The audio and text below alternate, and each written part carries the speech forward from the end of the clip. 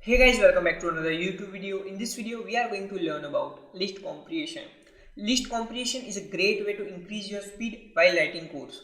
So first I am going to take one example. So let's say numbers, and inside our numbers list, I am going to store a numbers between 1 to 10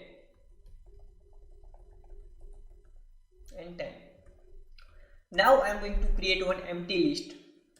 Let's say my list. Now I want to add all these numbers from numbers list to my list. So how can we do that? We can just simply use for loop. Let's say for num in numbers my list dot append num, and after that I am going to print our list, my list. So now I am going to run our code. So here you can see that it is showing us numbers between 1 to 10 inside our my list. So we can use list comprehension now. Let's use a list comprehension. First I am going to comment down this. Okay, so let's say my list. Inside that we have to write num for num in numbers. That's it. Okay, and after that I am going to print our empty list. That is my list. And now I am going to run our code. So you can see that it is showing us the same answer. So list comprehension is much faster than for loop. That's why list comprehension is a great way to increase your speed while writing codes. And it is also one-liner code. That's why it is a too much important. Now we are going to take another example. So let's say we want to find a number. Okay, so first I am going to erase this. So let's say we want to find even numbers from our numbers list.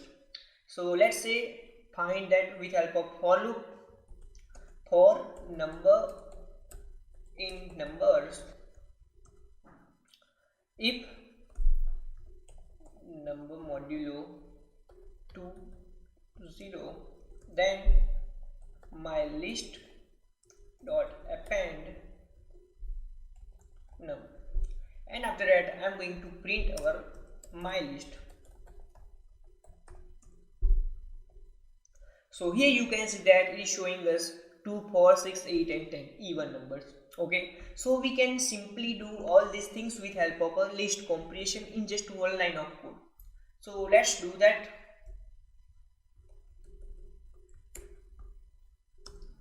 So let's say my list num for num in numbers, and after that you can use if else. Okay, so let's say if num modulo 2 equal to 0. Now I'm going to print our my list. So here you can see that it is showing us the same answer. You can see that it is too much easy compared to for loop and much faster. Okay, so let's take another example. We are going to do square of our number list. Let's say for number in numbers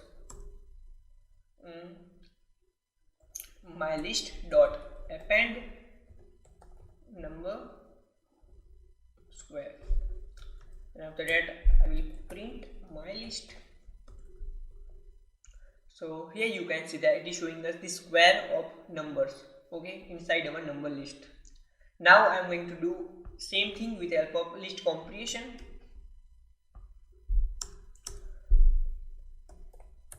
My list num, let's say okay, num square for num in numbers.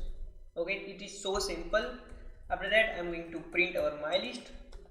So here you can see that it is showing us the same answer. Now I created one list. Okay, so first I am going to erase all those things.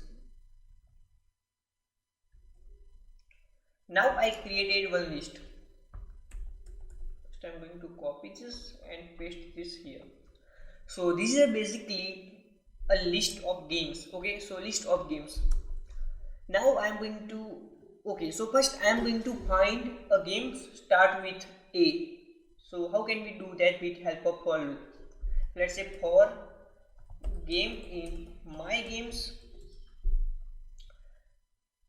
if game dot starts with, let's say, if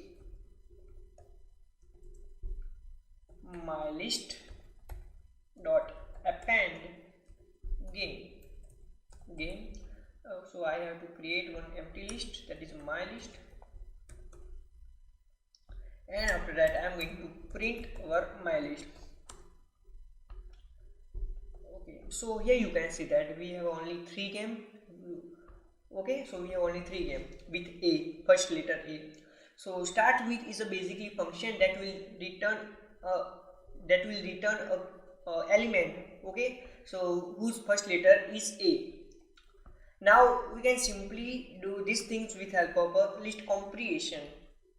So let's comment down this and use list comprehension. So let's say my list